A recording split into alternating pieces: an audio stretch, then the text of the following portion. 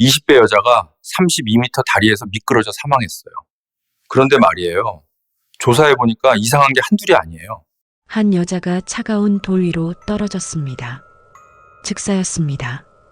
박은지, 23, 꽃다운 나이였어요.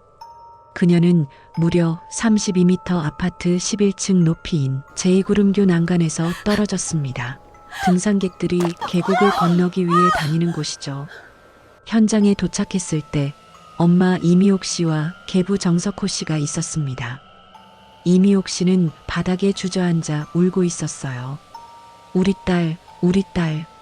목이 쉰 목소리였습니다. 제가 어떻게 된 거냐고 물었어요. 은지가 사진 찍는 걸 좋아했어요.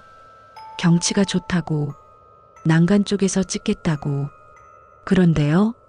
제가 잠깐, 정말 잠깐 한눈판 사이에 비명소리가 들려서 봤더니 그녀는 더 이상 말을 잇지 못했어요.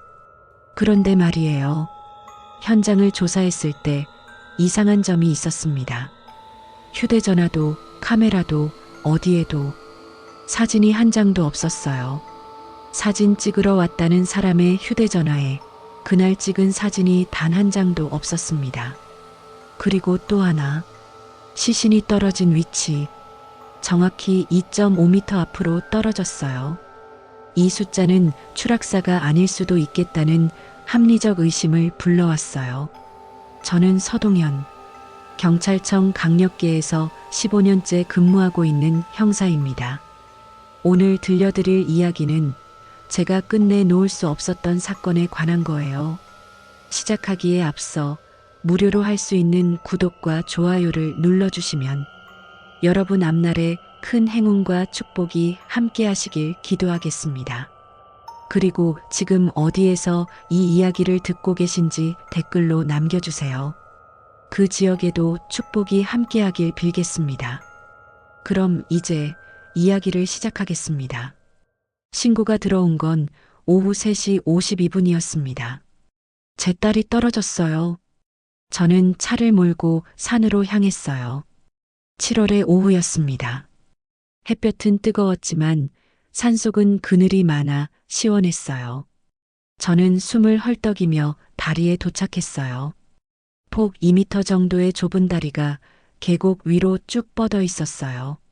난간은 철제였고 높이는 제 가슴께 정도. 아래를 내려다보니 아찔했습니다. 32m 아래 바위가 울퉁불퉁 솟아 있었어요. 물소리가 희미하게 들렸습니다. 다리 입구에 순찰차가 서 있었고 구급대원들이 아래로 내려가고 있었습니다. 서영사님, 후배 김영사가 달려왔어요. 땀으로 얼굴이 번들거렸습니다. 상황이 어떻습니까? 사망 확인됐습니다. 20대 여성으로 보이고요. 김영사가 손수건으로 이마를 닦으며 말했어요. 유족은요? 저기 계십니다. 김영사가 가리킨 곳에 두 사람이 서 있었어요. 50대로 보이는 여성이 땅바닥에 주저앉아 울고 있었고 60대쯤 되어 보이는 남자가 그 옆에 서 있었습니다. 여성은 온몸을 떨고 있었어요. 손으로 얼굴을 감싸고 흐느끼고 있었습니다. 남자는 그녀의 어깨에 손을 얹고 있었지만 표정은 굳어 있었어요. 저는 천천히 다가갔어요. 유족분이십니까? 여성이 천천히 고개를 들었습니다. 눈이 퉁퉁 부어 있었어요. 얼굴이 새빨갰고 눈물과 콧물로 범벅이 되어 있었습니다. 입술은 파르르 떨리고 있었어요. 네, 저 이미옥이에요. 저 아이 엄마. 목소리가 떨렸습니다. 말끝마다 흐느낌이 섞여 나왔어요. 옆에 남자가 조용히 말했어요. 정석호입니다. 은지 어머니 재혼 상대입니다. 목소리는 침착했어요. 하지만 손이 미세하게 떨리고 있었습니다. 주먹을 쥐었다 폈다 하고 있었어요. 은지가 피해자 이름입니까? 네. 박은지 23입니다. 저는 무릎을 꿇고 이미옥과 눈높이를 맞췄어요. 그녀의 눈은 충혈되어 있었고 동공이 흔들리고 있었습니다. 힘드시겠지만 상황을 여쭤봐야 합니다. 괜찮으시겠습니까? 이미옥이 천천히 고개를 끄덕였어요. 손수건을 꺼내 눈을 닦았습니다. 손이 떨려서 제대로 닦지도 못했어요. 은지가. 그녀는 말을 시작하려다 다시 울음을 터뜨렸습니다. 정석호가 그녀의 등을 쓰다듬었어요. 천천히 말씀하세요. 제가 조용히 말했습니다. 이미옥이 심호흡을 크게 했어요. 가슴이 들썩였습니다. 은지가 사진 찍는 걸 좋아했어요.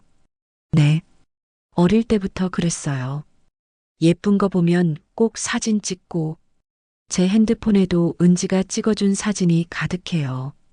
그녀가 핸드폰을 꺼내려다 말았어요. 손이 너무 떨려서 주머니에서 꺼낼 수가 없었습니다. 오늘도 여기 경치가 좋다고. 엄마 이거 봐. 여기 진짜 예쁘다. 그러면서 이미옥의 목소리가 다시 떨렸어요. 사진 찍어 올게. 엄마는 여기서 기다려. 그렇게 말하고 난간 쪽으로 갔습니까? 네. 저쪽으로 걸어갔어요. 핸드폰 들고 그녀는 다리 중앙 쪽을 가리켰어요. 손가락 끝이 떨리고 있었습니다. 그래서요? 저는 여기 입구에서 기다리고 있었어요. 은지가 무서워할까봐. 난간 쪽은 무섭잖아요. 이미옥이 눈물을 닦았어요. 근데 갑자기요? 하는 소리가 들렸어요. 아주 짧게. 비명도 아니고 그냥. 그녀는 손으로 입을 막았습니다. 몸이 심하게 떨렸어요.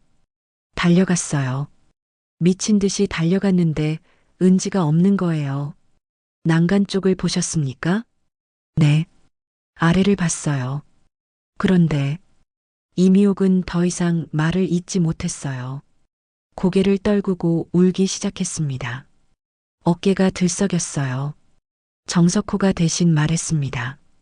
제가 바로 119에 신고했습니다. 언제 신고하셨습니까?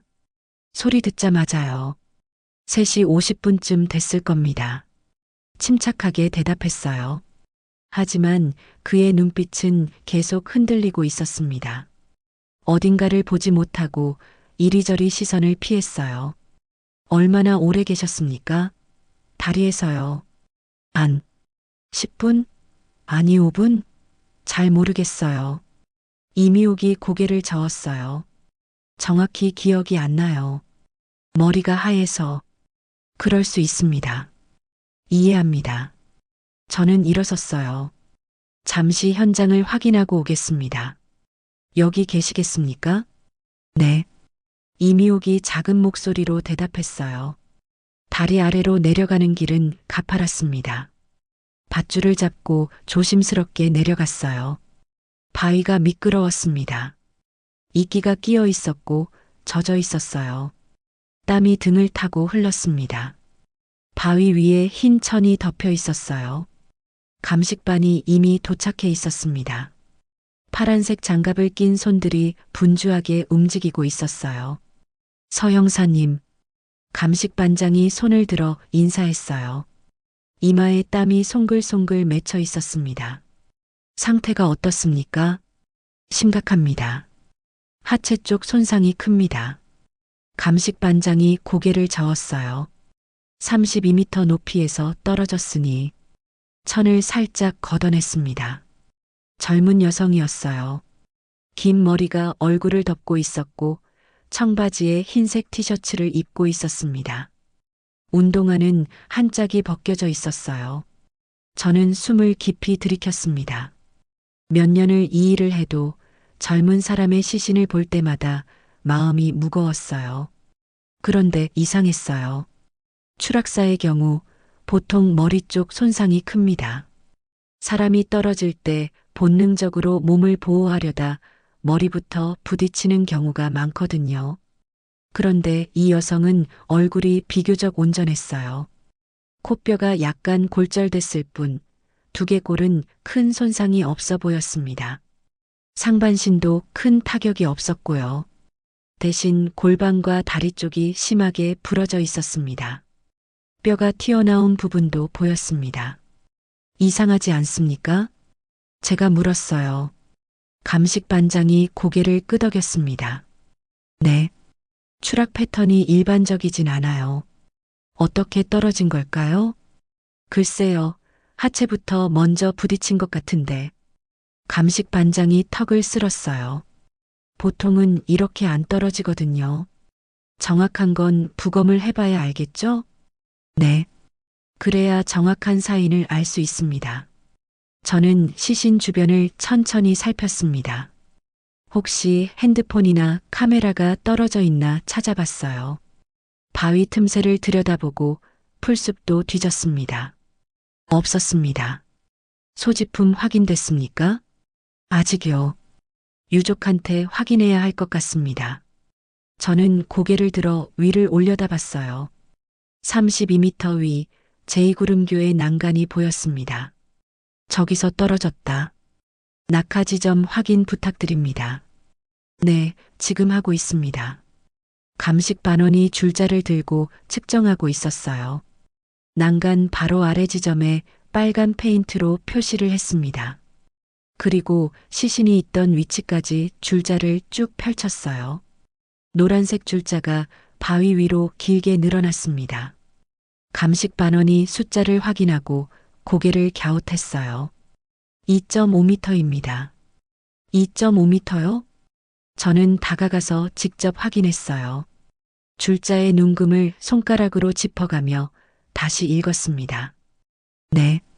난간에서 시신까지 수평 거리가 2.5m네요. 저는 메모장을 꺼냈습니다. 2.5m. 큼지막하게 적었어요. 감식 반장이 옆에서 말했어요. 보통은 3m 이상 나가는데 말이죠. 네. 저는 고개를 들었어요. 무슨 뜻입니까?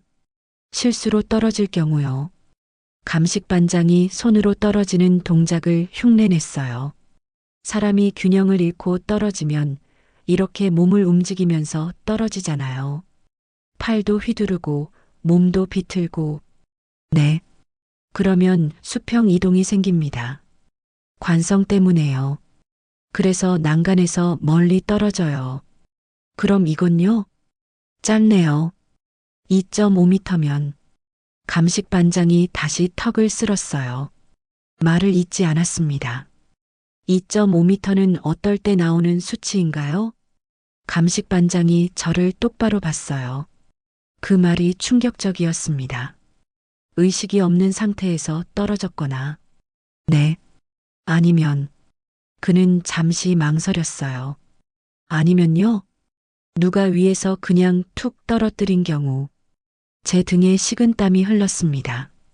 떨어뜨렸다? 심장이 빠르게 뛰기 시작했어요. 물론 추측이죠, 추측. 감식 반장이 손을 저었어요. 정확한 건 부검 결과를 봐야죠. 낙하각도, 충격 패턴, 내부 손상, 약물이나 독극물 여부 다 확인해 봐야 해요. 알겠습니다. 하지만 그 말이 제 머릿속에서 떠나지 않았습니다. 누가 떨어뜨렸다. 2.5m. 다시 다리 위로 올라왔어요. 밧줄을 잡고 힘겹게 올라왔습니다. 숨이 가빴어요. 이미옥과 정석호는 여전히 입구에 앉아 있었습니다.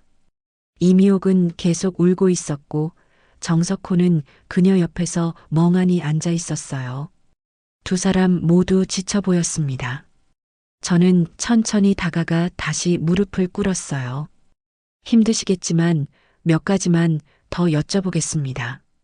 이미옥이 천천히 고개를 들었어요. 눈물이 마르지 않고 계속 흘러내렸습니다. 볼에 눈물 자국이 선명했어요.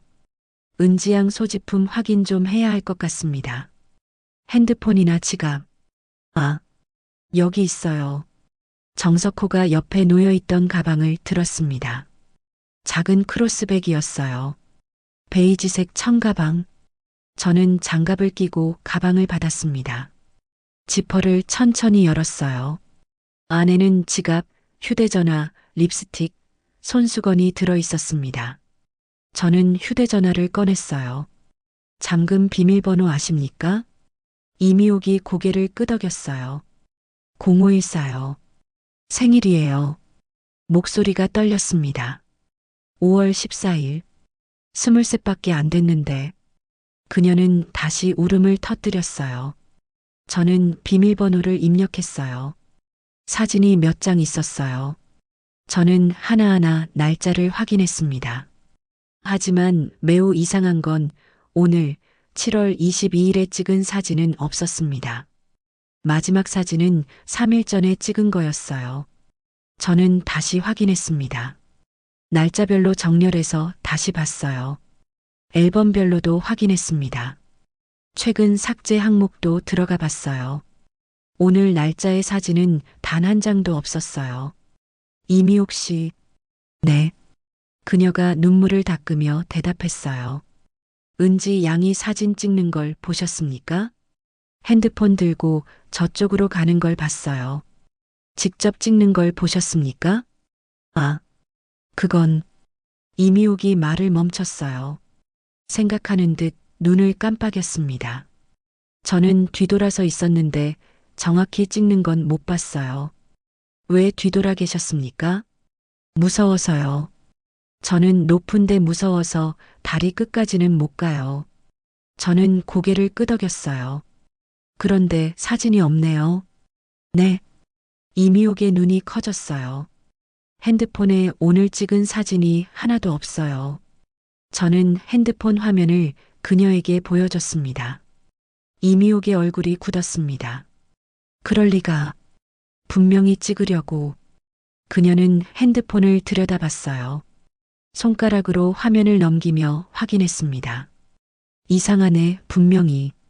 정석호도 몸을 기울여 화면을 봤어요. 찍기 전에 떨어진 걸까요? 그가 조심스럽게 물었습니다. 그럴 수도 있겠죠. 저는 대답했어요. 하지만 뭔가 이상했어요. 사진 찍으러 왔는데 사진을 한 장도 안 찍고 떨어졌다? 난간까지 걸어갔는데? 저는 다시 핸드폰을 들여다봤어요. 용량은 충분했습니다. 그런데 사진이 없다. 저는 핸드폰을 증거봉투에 넣었습니다. 포렌식 분석을 해봐야 할 것 같습니다. 포렌식이요? 이미옥이 물었어요. 혹시 삭제된 사진이 있는지 확인하려고요. 삭제요? 은지가 왜 사진을 삭제해요? 모릅니다. 그래서 확인하는 겁니다. 저는 봉투를 가방에 넣었어요. 나중에 돌려드리겠습니다. 네. 이미옥은 고개를 끄덕였지만 표정이 묘했어요. 뭔가 불안한 듯 입술을 깨물고 있었습니다. 이틀 후, 저는 국립과학수사연구원에 부검을 의뢰했습니다. 정확한 사인을 확인해야 했으니까요. 낙하각도, 충격 지점, 내부 손상, 약물이나 독극물, 모든 걸 확인해야 했어요. 분명 부검에서 뭔가 나올 것 같았어요. 하지만 문제가 있었어요. 부검은 유족의 동의가 필요했습니다. 저는 이미옥에게 전화했어요. 신호음이 길게 울렸습니다. 2번, 3번, 4번. 여보세요. 이미옥의 목소리가 들렸어요. 여전히 가라앉아 있었습니다. 여보세요, 이미옥 씨. 서동현 형사입니다. 네, 형사님. 부검 동의서 작성 부탁드립니다. 정확한 사인 확인이 필요해서요. 전화기 너머로 한동안 침묵이 흘렀습니다. 숨소리만 들렸어요. 형사님. 네. 부검은 안 하면 안 될까요? 목소리가 떨렸어요. 정확한 사인 확인을 위해 필요합니다. 하지만 딸아이 몸에 칼 대는 거. 이미옥의 목소리가 점점 작아졌어요. 차마 못하겠어요. 저는 최대한 차분하게 말했습니다. 이미옥 씨, 이건 은지 양을 위한 겁니다. 은지를 위한 거라고요? 네. 혹시라도 사고가 아니라면. 사고 아니면 뭐예요? 이미옥의 목소리가 갑자기 높아졌어요. 딸이 떨어져 죽었는데 무슨 다른 이유가 있어요? 그건 부검을 해봐야. 싫어요. 그녀가 소리쳤습니다. 안 해요. 절대 안 해요. 이미옥 씨, 딸 보내는 것도 억울한데 왜 또 고통을 주려고 해요? 저는 깊게 숨을 들이켰어요. 진정하시고 차근차근 말씀드리겠습니다. 진정하라고요? 이미옥의 목소리에 분노가 섞였어요. 형사님은 딸을 잃어본 적이 있어요? 없잖아요. 모르잖아요. 이 마음을 이해합니다. 하지만 이해 못해요. 아무도 이해 못해요. 그녀는 흐느끼기 시작했어요. 제발, 제발 그냥 보내게 해주세요. 더 이상은 뚝 전화가 끊겼습니다. 저는 핸드폰을 내려다봤어요. 책상 위에 핸드폰을 놓았습니다. 손에 힘이 들어갔어요. 주먹을 쥐었습니다. 다음 날 아침, 저는 다시 전화를 걸었어요. 신호음이 2번 울리자마자 받았습니다. 형사님, 이미옥의 목소리였어요. 어제보다 더 차갑게 가라앉아 있었습니다. 어제 통화가 갑자기 끊겨서 일부러 끄는 거예요. 이미옥 씨, 부검은 꼭. 형사님, 그녀가 제 말을 잘랐어요. 제발 그만하세요. 하지만 이미 충분히 힘들어요. 딸 떠나보내는 것도 힘든데 왜 자꾸 괴롭히세요? 괴롭히려는 게 아닙니다. 진실은 뭐예요? 은지가 떨어진 거잖아요. 하지만 부검을 하면 안 한다니까요. 그녀의 목소리가 커졌어요. 제 딸이에요.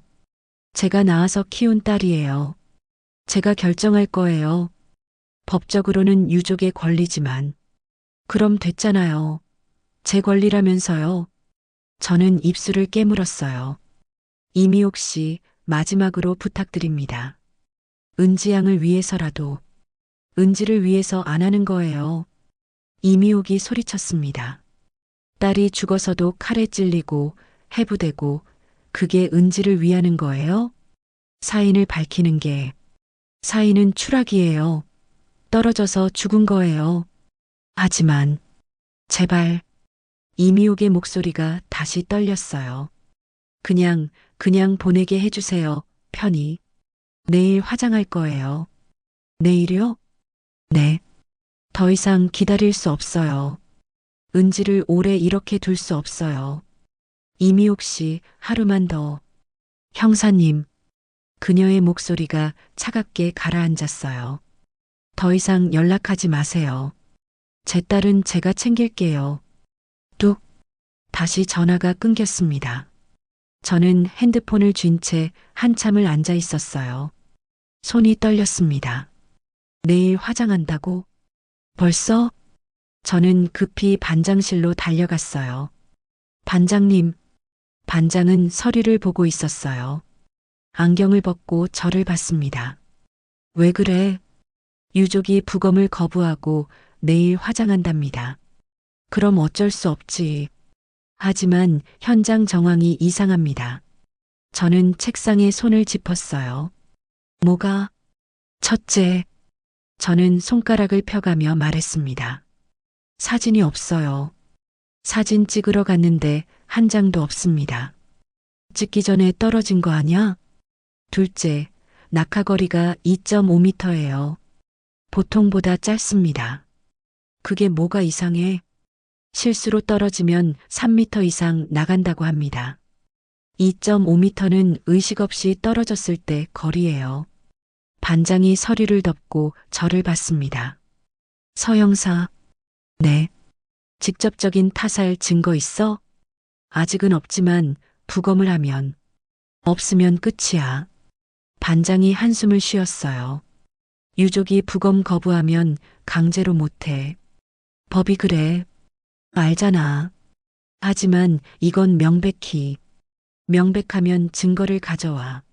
물증을. 반장이 단호하게 말했습니다.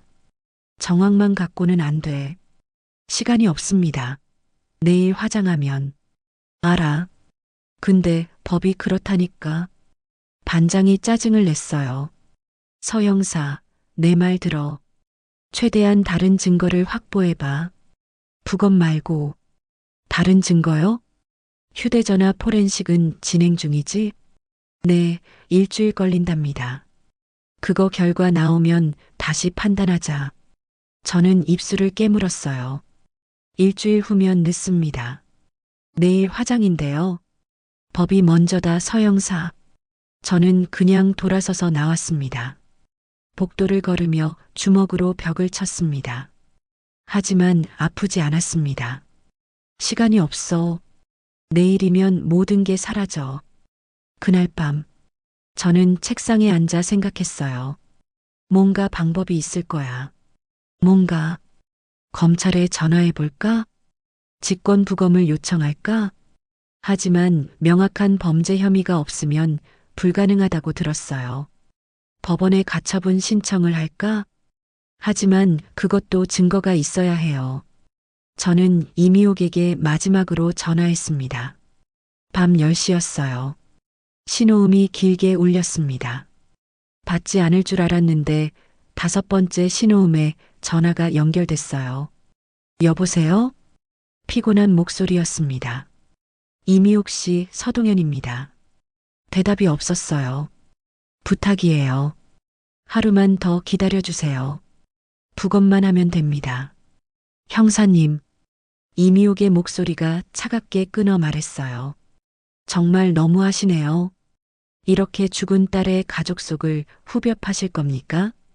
이미옥 씨, 형사님, 그만하세요. 하지만, 끊겠습니다. 뚝, 저는 핸드폰을 책상에 내려놨어요. 한참을 멍하니 앉아 있었습니다. 다음 날 오전, 박은지 양의 시신은 화장됐습니다. 저는 화장터 주차장에 차를 세웠어요. 건물 앞에 검은 옷을 입은 사람들이 서 있었습니다. 이미옥, 정석호, 그리고 몇몇 조문객들. 관이 들어가는 걸 봤습니다. 흰색 관.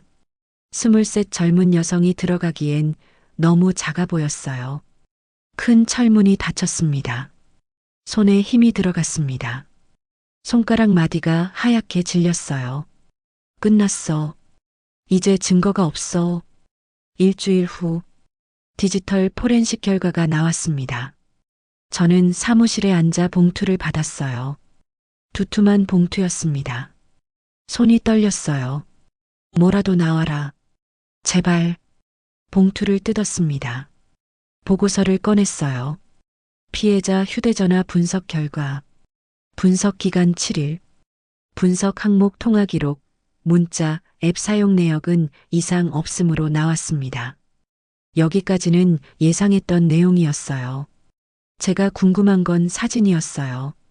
최종 사진 촬영 7월 19일. 그러나 제 손이 멈췄어요. 심장이 빠르게 뛰기 시작했습니다. 특이사항 발견, 사건 당일 오후 2시 34분부터 3시 47분 사이. 사진 파일 대량 생성 및 삭제 흔적 발견. 상세 내역. 총 23회 사진 촬영. 촬영 직후 즉시 삭제. 동일 패턴 반복 확인. 저는 숨을 멈췄어요. 다음 문장을 읽었습니다. 분석 의견. 이는 데이터 복구를 방지하기 위한 전문적 삭제 기법으로 판단됨. 일반적으로 파일을 삭제하면 복구가 가능하나 같은 영역의 새로운 데이터를 반복적으로 덮었을 경우 복구가 불가능해짐. 본 케이스의 경우 23회에 걸쳐 촬영 삭제를 반복하여 원본 데이터가 완전히 손상됨. 복구 시도 실패. 저는 의자에서 벌떡 일어났어요. 이거야. 동료가 놀라서 쳐다봤습니다.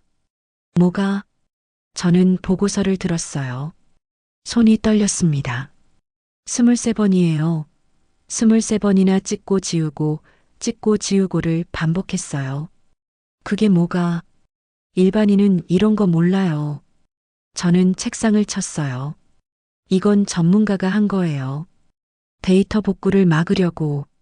동료가 보고서를 받아 읽었어요. 와, 그러네. 의도적이에요. 명백히 의도적이라고요. 저는 곧바로 담당 분석관에게 전화했습니다.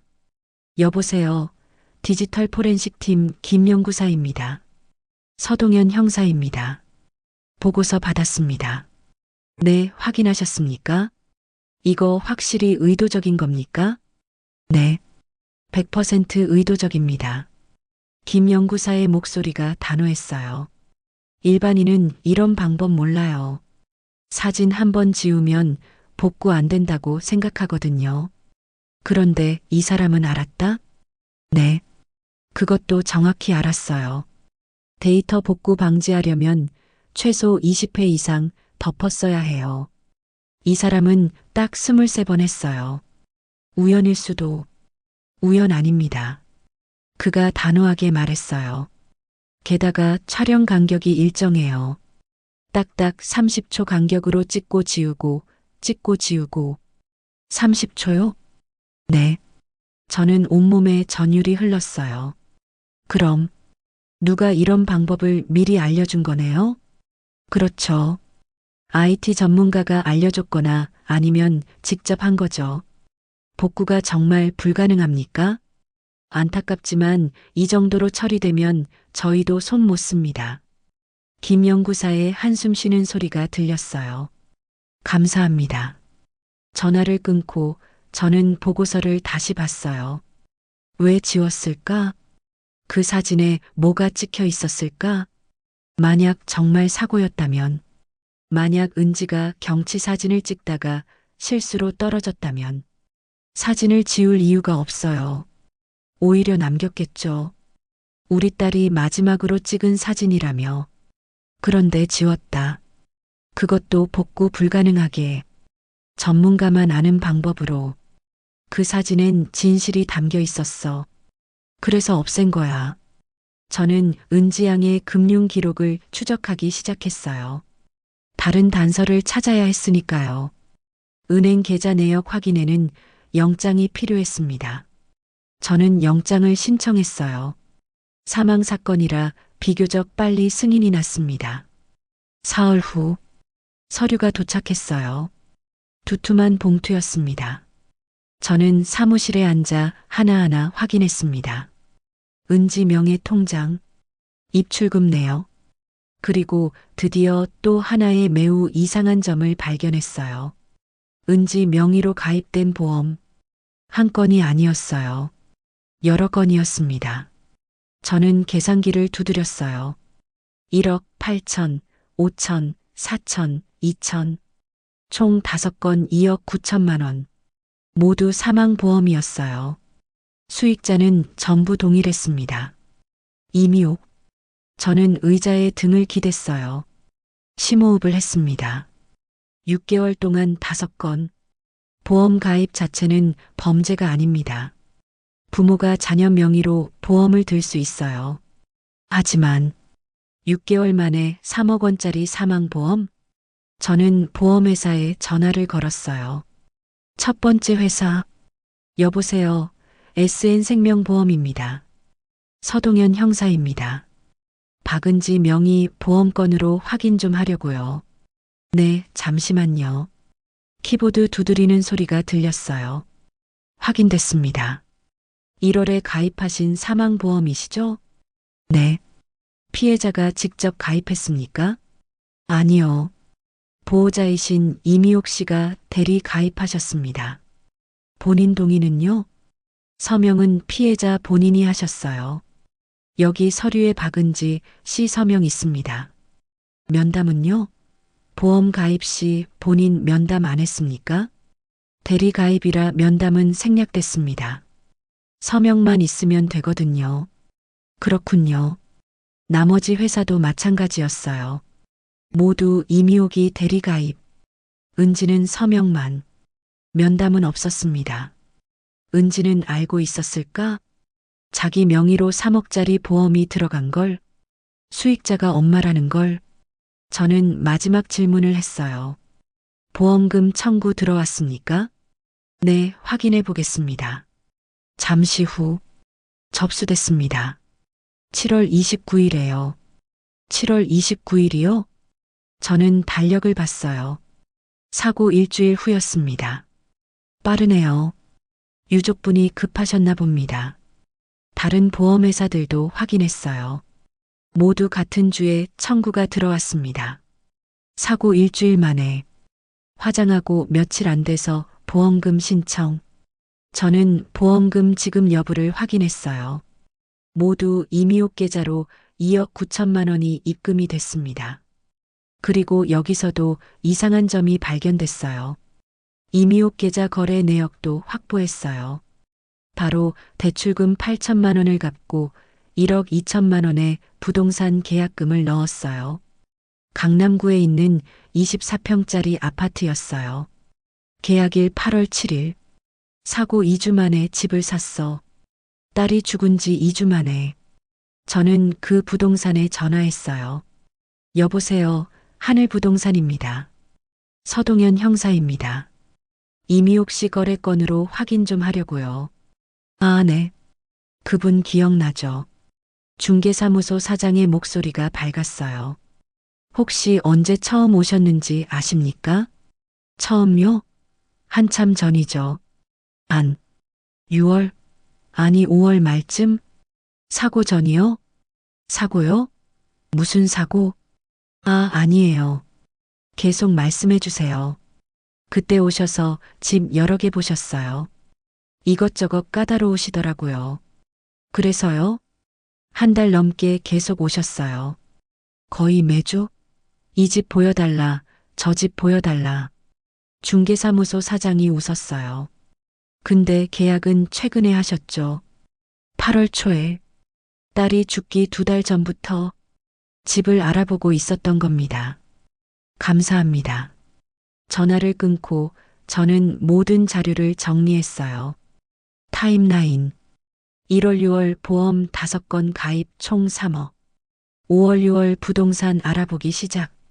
7월 22일 은지 사망. 7월 29일 보험금 청구. 8월 5일 보험금 2억 9천 입금. 8월 6일 대출 상환. 8월 7일 부동산 계약. 모든 게 맞아떨어졌어요. 이건 우연이 아니었습니다. 철저하게 계획된 것이었어요. 저는 의자에서 일어났어요. 반장실로 향했습니다. 반장님, 문을 열고 들어갔어요. 반장이 고개를 들었습니다. 왜 그래, 또? 증거 나왔습니다. 저는 서류를 책상에 펼쳤어요. 보험금 3억이요. 6개월 사이에 5건 들었어요. 보험? 네. 그리고 보험금 받자마자 집 샀어요. 사고 2주 만에요. 반장이 서류를 집어들었습니다. 눈을 가늘게 뜨고 읽기 시작했어요. 게다가 사고 2달 전부터 부동산을 알아봤대요. 미리 계획한 거예요. 반장이 서류를 천천히 넘겼어요. 이건 확실히 수상하긴 하네. 수상한 정도가 아닙니다. 명백한 살인 동기예요. 진정해, 서 형사. 반장이 손을 들었어요. 보험 가입 자체는 범죄가 아니야. 하지만 이 타이밍이. 나도 알아. 의심스러운 건 맞아. 반장이 서류를 내려놨어요. 근데 이것만으론 약해. 검찰이 받아들일지 모르겠어. 더 파보겠습니다. 그래, 파봐. 피해자 과거, 가족관계 다 조사해. 저는 고개를 끄덕였어요. 은지양 친아버지가 있습니다. 만나보겠습니다. 그래, 다녀와. 박은지의 친아버지 박도윤. 저는 그를 찾아갔어요. 주소를 추적해 찾아낸 곳은 작은 정비소였습니다. 간판에 박도윤 정비소라고 낡은 글씨로 쓰여 있었어요. 문을 밀고 들어가니 기름 냄새가 코를 찔렀습니다. 차 한 대가 리프트에 올라가 있었고 작업복을 입은 남자가 그 밑에서 일하고 있었어요. 박도윤 씨? 공구 부딪히는 소리가 멈췄습니다. 남자가 차 밑에서 기어 나왔어요. 40대 후반쯤 되어 보였습니다. 얼굴에 기름때가 묻어 있었고 손은 새까맸어요. 네, 누구십니까? 그가 일어서며 물었어요. 서동현 형사입니다. 저는 신분증을 보여줬어요. 은지양 사건 관련해서 몇 가지 여쭤보려고. 그 순간 박도윤의 얼굴이 굳었어요. 손에 들고 있던 렌치가 바닥에 떨어졌습니다. 땅그랑. 은지가 어떻게 됐습니까? 목소리가 떨렸어요. 사고로 사망했습니다. 박도윤은 한 걸음 뒤로 물러섰어요. 벽에 등을 기댔습니다. 그리고 천천히 주저앉았어요. 어떻게 그런 일이. 그의 눈에서 눈물이 흘러내렸습니다. 큰 손으로 얼굴을 감쌌어요. 이미옥 그 여자가 제가 은지 데려왔어야 했는데. 목소리는 떨렸어요. 주먹으로 바닥을 쳤습니다. 쿵. 저는 그 앞에 조심스럽게 앉았어요. 자세히 말씀해 주시겠습니까? 박도윤은 한참을 울다가 천천히 고개를 들었습니다. 눈이 빨갛게 충혈되어 있었어요. 어떻게 됐어요? 사고라니. 32m 높이의 다리에서 떨어졌습니다. 다리에서요? 박도윤의 눈이 커졌어요. 은지가 다리에서? 네. 사진 찍다가 난간에서 미끄러졌다고 하더군요. 말도 안 돼요. 박도윤이 소리쳤어요. 은지가 다리에 갈 리가 없어요. 왜 그렇습니까? 그의 대답을 듣고 저는 다리에 힘이 풀렸습니다. 무서워해요. 은지는 높은 곳을 무서워해요. 고소공포증이 있다고요. 그가 일어섰습니다. 온몸이 떨리고 있었어요. 조용히 말씀해 주세요. 처음부터. 저는 손을 들어 그를 진정시켰어요. 박도윤은 심호흡을 하고 다시 앉았습니다.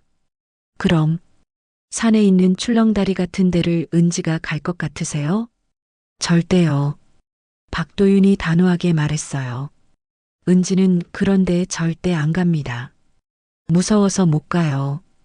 100% 확신하십니까? 100%요. 그가 일어나며 소리쳤어요. 은지가 난간에 간다고요? 사진 찍으러? 말도 안 돼요. 거짓말이에요. 진정하세요.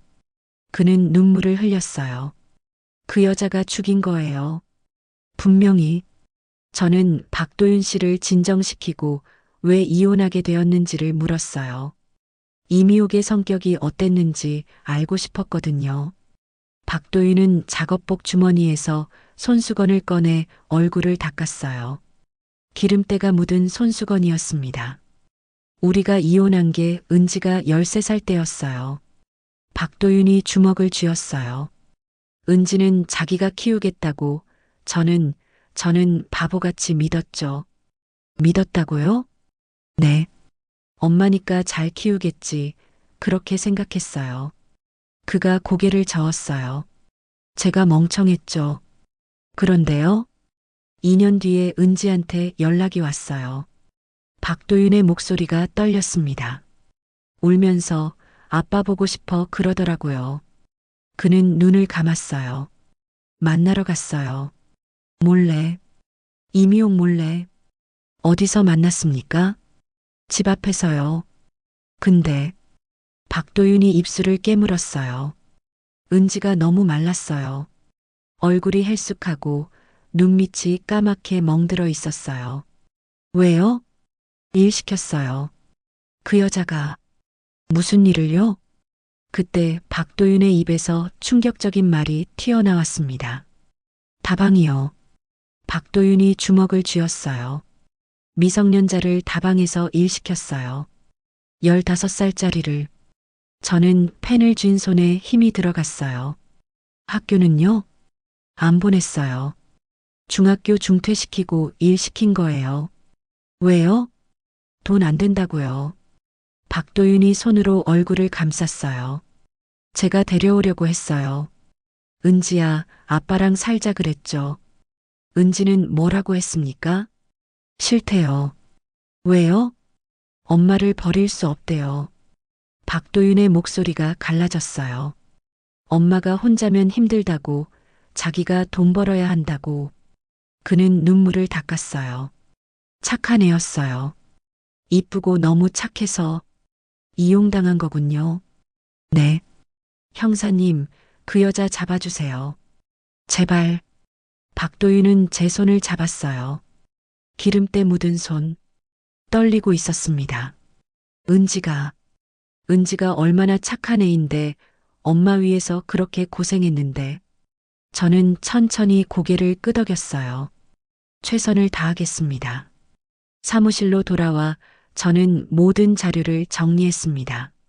사고가 아니야. 저는 감식 반장에게 전화했어요. 재현 실험 가능합니까? 재현 실험이요? 네. 낙하 거리를 과학적으로 검증하고 싶어서요. 예산이랑 승인이 필요한데 제가 처리하겠습니다. 꼭 필요합니다. 알겠습니다. 준비해보죠. 상부에 보고했어요. 반장은 또 난색을 표했습니다. 서영사, 이미 화장됐잖아. 하지만 정황 증거가 충분합니다. 저는 정리한 자료를 내밀었어요. 보험금 3억, 사진 삭제, 고소 공포증. 이게 다 우연입니까? 반장이 서류를 넘겨봤어요. 한참을 읽더니 한숨을 쉬었습니다. 재현 실험. 한 번만 해. 예산 최소로 해서. 감사합니다.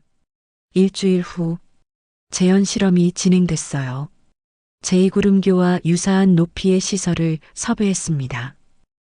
번지점프장이었어요. 32m 높이. 인체 모형을 준비했습니다. 은지양과 비슷한 체중의 마네킹. 49kg. 두 가지 상황을 실험하기로 했어요. 첫 번째는 난간에서 실수로 떨어지는 경우, 의식이 있고 몸에 움직임이 있는 경우로 마네킹을 난간에 세워놓고 균형을 잃게 만들었어요. 몸이 앞으로 기울며 떨어졌습니다. 저는 아래에서 낙하 지점을 확인했어요. 줄자를 펼쳤습니다. 3.1m, 두 번째, 3.4m, 세 번째, 3m, 10번을 반복했어요. 결과를 기록했습니다. 실험일의 결과 평균 3.24m였어요. 두 번째 실험은 의식 없는 상태를 재현했어요. 마네킹을 난간 위에서 아무 힘도 주지 않고 그냥 수직으로 떨어뜨렸습니다. 2.3m, 2.6m, 2.4m, 10번 반복. 실험 2의 결과 평균 2.44m였어요. 저는 결과지를 받아들었어요. 손이 떨렸습니다. 은지양의 2.5m는 실험 2의 범위 안에 정확히 들어갔습니다. 의식이 없었어. 스스로 떨어진 게 아니야. 누군가 떨어뜨렸어. 감식 반장이 옆에서 말했어요. 이 정도면 충분한 정황 증거 아닙니까? 네. 저는 고개를 끄덕였어요. 이제 기소할 수 있을 겁니다. 보고서를 작성했습니다. 모든 증거를 정리했어요. 검찰에 넘길 준비를 했습니다. 모든 자료를 정리해 검찰에 제출했습니다. 검사는 서류를 읽더니 천천히 고개를 끄덕였어요. 충분합니다. 정말입니까? 저는 몸을 앞으로 기울였어요. 정황 증거가 탄탄해요. 재현 실험까지 했고 검사가 서류를 다시 넘겼어요. 기소 가능합니다. 재판에 넘기겠습니다. 저는 안도의 한숨을 쉬었어요. 드디어 이틀 후 이미옥에 대한 체포영장이 발부됐습니다. 저는 팀원들과 함께 이미옥의 집으로 향했어요. 새로 이사한 아파트였습니다. 새 아파트였어요. 보험금으로 산 집이겠죠. 엘리베이터를 타고 15층으로 올라갔어요. 1502호 앞에 섰습니다. 초인종을 눌렀어요. 딩동. 누구세요? 이미옥의 목소리가 들렸습니다. 한 달 전보다 밝아진 목소리였어요. 경찰입니다. 잠시 침묵. 그리고 문이 열렸어요. 이미옥이 서 있었습니다. 얼굴이 훨씬 밝아 보였어요. 화장도 하고 있었고 새 옷을 입고 있었습니다. 한 달 전 울던 모습은 어디에도 없었어요. 무슨 일이세요? 그녀가 웃으며 물었어요. 저는 영장을 꺼냈습니다. 이미옥 씨 체포합니다. 네. 그녀의 얼굴에서 웃음이 사라졌어요. 딸 박은지 양 살인 혐의로 체포합니다. 저는 영장을 그녀 앞에 들이밀었어요. 이미옥의 얼굴이 하얗게 질렸어요. 말도 안 돼요. 법정에서 소명하시기 바랍니다. 팀원이 수갑을 꺼냈어요. 손 내밀어 주세요. 안 돼요. 이미옥이 뒤로 물러섰어요. 저 아무것도 안 했어요. 제가 왜 딸을 죽여요? 증거가 있습니다. 저는 차분하게 말했어요. 사고였어요. 은지가 실수로 떨어진 거라고요. 재판에서 밝혀질 겁니다. 팀원이 그녀에게 다가갔어요. 이미옥은 계속 뒤로 물러섰습니다. 안 돼요. 손대지 마세요. 하지만 결국 수갑은 그녀의 손목에 채워졌어요. 찰칵. 이미옥은 끌려가며 계속 소리쳤어요. 억울해요. 저 정말 억울해요. 복도에 이웃들이 나와 구경했습니다. 무슨 일이에요? 저 집 딸이 죽었다더니. 이미옥의 얼굴이 빨개졌어요. 다 거짓말이에요. 제 딸이 실수로 떨어진 거예요. 경찰차에 태웠습니다. 차 문을 닫는 순간 이미옥이 저를 봤어요. 그 눈빛, 예상치 못한 당혹감과 분노만 남아 있었습니다. 한 달 후, 재판이 열렸습니다. 법정은 사람들로 가득했어요. 기자들이 카메라를 들고 있었고, 방청객들이 빈자리 하나 없이 앉아 있었습니다. 박도윤도 와 있었어요. 맨 앞줄에 앉아 고개를 숙이고 있었습니다. 이미옥은 피고석에 앉아 있었어요. 검은 옷을 입고 눈가가 빨갛게 부어 있었습니다. 재판이 시작됐어요. 판사가 자리에 앉았습니다. 재판을 시작하겠습니다. 검사가 일어섰어요. 피고인 이미옥은 피해자 박은지를 고의로 추락시켜 사망에 이르게 했습니다. 증거들이 제시됐어요. 보험금 3억, 사진 삭제 흔적, 2.5m 재현 실험 결과, 전 남편의 고소 공포증 증언, 하나하나 설명됐습니다. 검사는 차근차근 논리적으로 설명했어요. 변호인이 반박했습니다. 모두 정황 증거일 뿐입니다. 아니요, 재현 실험 결과가 있습니다. 그것도 가능성일 뿐이에요. 100% 아닙니다. 판사님, 피해자는 고소 공포증이 있었습니다. 아니요, 전 남편의 일방적 진술입니다. 의료 기록이 있나요? 어릴 때는 다 무서워할 수 있어요. 하지만 박은지 씨는 이미 성인입니다. 그럼 사진이 의도적으로 삭제된 거는 어떻게 설명하실래요? 피고인은 그런 기술 몰라요. 공방이 계속됐어요. 저는 방청석에 앉아 주먹을 쥐었습니다. 일주일 후 선고 공판이 열렸어요. 저는 방청석 맨 앞에 앉았습니다. 손에 땀이 났어요. 제발, 제발. 심장이 빠르게 뛰었습니다. 판사가 판결문을 들었어요.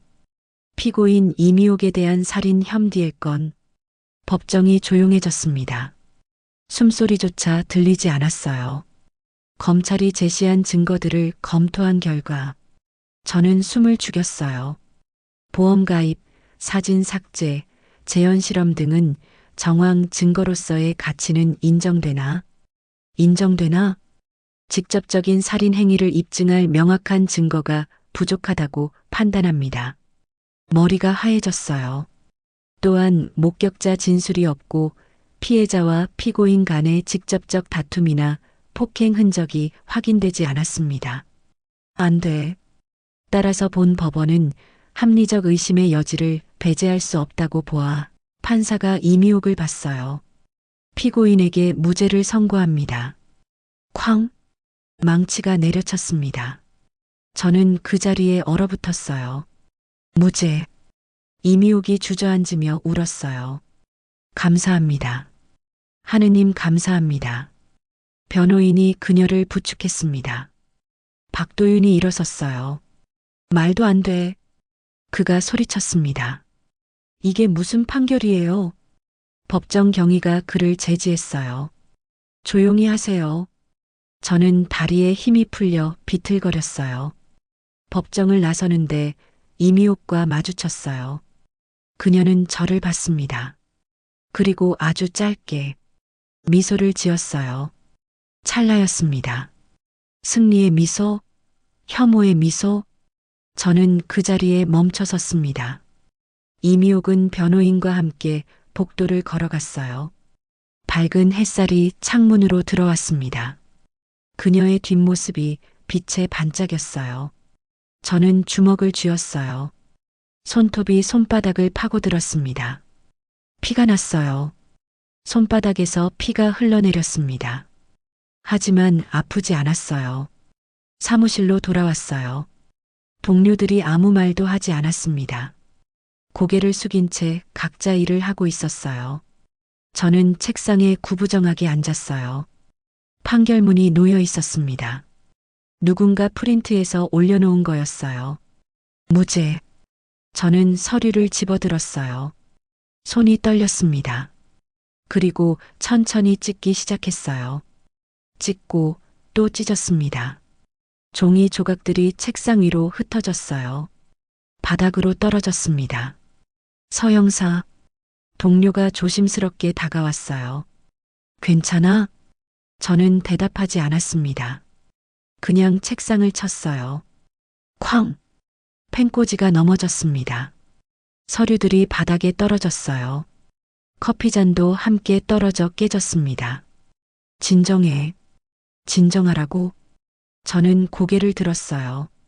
목소리가 갈라졌습니다. 사람이 죽었어. 명백히 살인인데. 알아.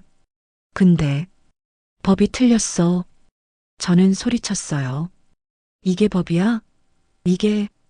동료가 제 어깨를 잡았어요. 서 형사, 진정해. 다른 사람들 다 보잖아. 저는 그의 손을 뿌리쳤습니다. 반장이 방에서 나왔습니다. 서 형사, 반장님, 집에 가. 오늘은 쉬어. 내일 얘기하자. 반장의 목소리가 단호했어요. 저는 가방을 집어들었어요. 책상 위에 흩어진 종이 조각들을 보지 않고 나왔습니다. 주차장, 차에 앉았지만 시동을 걸지 않았습니다. 핸들을 움켜쥐었어요. 손이 하얗게 질릴 때까지 쥐었습니다. 그리고 소리쳤습니다. 아, 목이 쉴 때까지, 목청이 찢어질 때까지. 한참 후, 저는 고개를 떨어뜨렸어요. 눈에서 뭔가 흘러내렸습니다. 뜨거웠어요. 미안해, 은지 양. 핸들에 이마를 기댔습니다. 내가 무능해서. 일주일이 지났어요. 저는 다시 사무실에 나왔습니다. 동료들이 조심스럽게 쳐다봤어요. 괜찮아? 응. 책상 서랍을 열었어요. 은지 사건 파일이 그대로 있었습니다. 저는 파일을 꺼내 펼쳤어요. 박은지, 사망일 7월 22일, 사건 종결, 재판 결과 무죄. 동료가 다가왔어요. 서 형사, 아직도? 응. 판결 났잖아, 무죄. 그래, 법원이 그렇게 말했지. 무죄, 무죄, 무죄. 여러분, 제가 오늘 들려드린 이야기 어떠셨나요? 저는 지금도 이 사건을 놓지 않고 있습니다. 새로운 증거를 찾기 위해 제2구름교를 몇 번이고 찾아갔어요. 23살 박은지 양은 정말 실수로 떨어진 걸까요? 32m 높이의 다리에서 고소공포증이 있던 아이가, 육교도 무서워하던 아이가 난간에 올라가 사진을 찍다가, 그런데 말이에요. 그 사진은 왜 모두 삭제됐을까요? 23번이나 찍고 지우고를 반복하며 전문가도 복구 못할 만큼 철저하게. 그리고 왜 6개월 사이에 3억 원짜리 보험이 5건이나 들어졌을까요?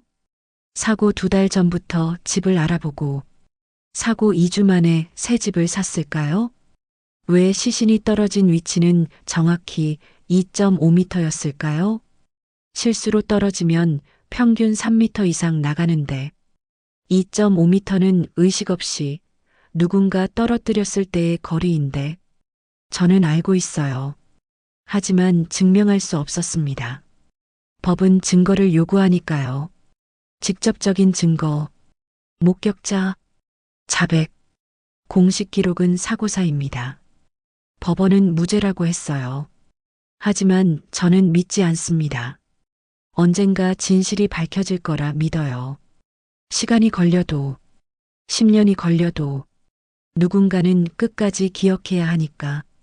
박은지 양을 23 꽃다운 나이에 떠난 그 아이를, 엄마를 위해 평생 고생하다간 착한 딸을 저는 계속 찾겠습니다. 증거를, 진실을. 여러분은 어떻게 생각하십니까? 정말 사고였을까요? 아니면 끝까지 들어주셔서 감사합니다. 오늘도 안전하고 평안한 하루 되시길 바랍니다. 이 이야기는 2009년 실제로 발생한 사건을 재구성한 것입니다. 해당 사건은 현재까지 무혐의로 종결됐습니다.